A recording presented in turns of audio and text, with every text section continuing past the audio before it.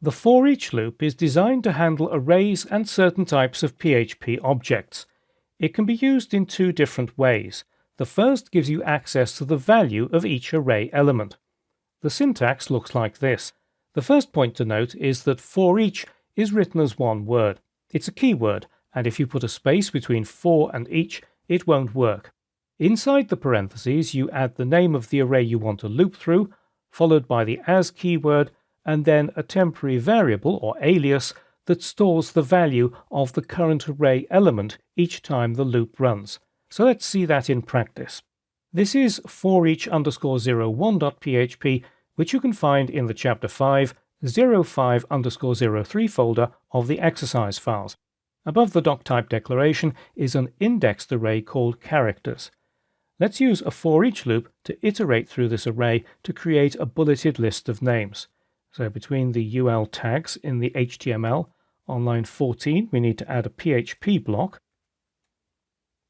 And inside there we'll have our foreach loop.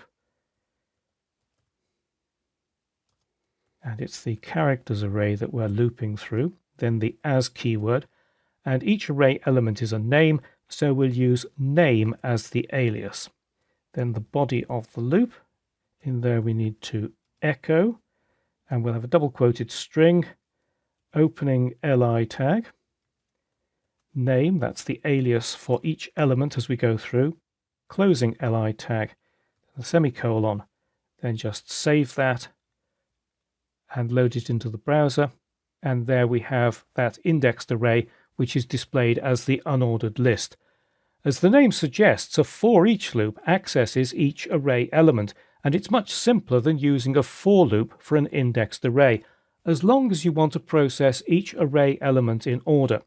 However, a for loop is better if you don't want to loop through the whole array, or if you want to process it in reverse order. The other way of using a foreach loop gives you access to both the key and value of each array element. Using the foreach loop like this is particularly useful for associative arrays, and the syntax is very similar.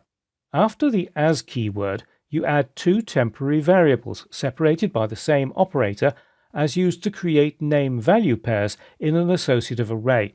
The first variable stores the key of the current element, and the second one stores its value. So let's see this in practice. This is foreach_02.php, which you can also find in the exercise files for this video. Above the doctype is an associative array called descriptions. So let's use a foreach loop to display these descriptions as paragraphs in the HTML. So under the h1 tag, we need to have a PHP block. Then inside that PHP block, a foreach loop. Then we're running through the descriptions array. And we need the as keyword. And then we'll have the key, the double arrow operator, and the value.